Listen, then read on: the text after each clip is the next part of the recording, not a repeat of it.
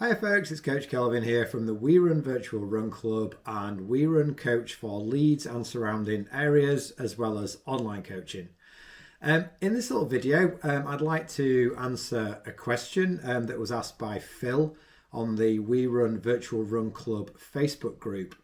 And that question was, so Phil's working away for 2 or 3 weeks and will have access to a basic gym. But it's not possible for a number of reasons to run outside.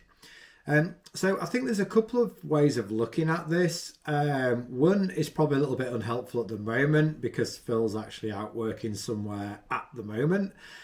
So one way of looking at it would actually be to overload before you kind of experience this bit of time where you can't run. So maybe do like quite a heavy training block leading up to the time when you won't be able to run, and then use that time actually to chill out, not do a lot, absorb the training and get a little bit of a spike in fitness for when you come back. So I often do that with runners that are going on holiday. It might be too hot to run, or it might be that they don't want to run whilst they're on holiday, but they want to make the best possible use of the time in terms of rest and recovery.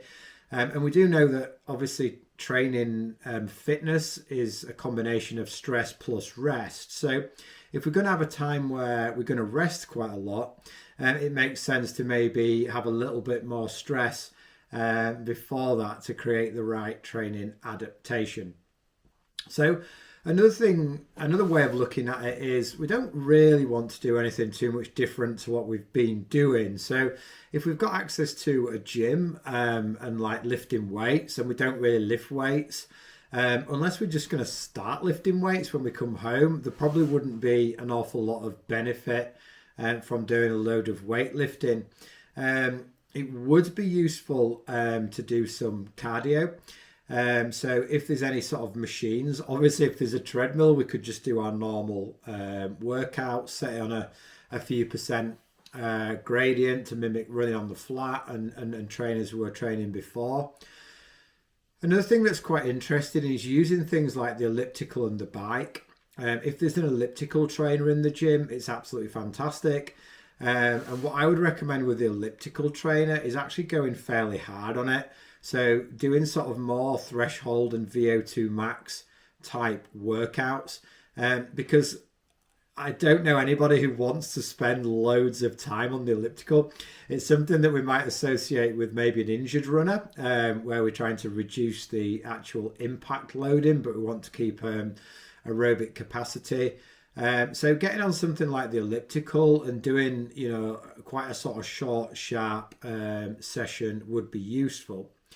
The other thing might be just some sort of general strength though, so not heavy lifting, maybe some like a full body weight routine rather than actually like picking up heavy weights would be useful, and maybe something in the sort of kind of 15 rep 3 set range, so has like a reasonable aerobic component to it, almost like circuit training. Almost, maybe set yourself like a little circuit with some like kettlebell swings and some stretchy bands and some star jumps and some bodyweight squats and stuff like that, just to maintain a little bit of movement and maintain some aerobic capacity. And things like skipping and little jumps just to keep that kind of neurological signaling going might be useful too. So if you want something a bit more specific, Phil, writing down, you've got my email, maybe pop me a quick email and we'll see what we can do. So I hope that makes some sort of sense. And if you have any questions, just pop them in the comments below. And for now, happy running.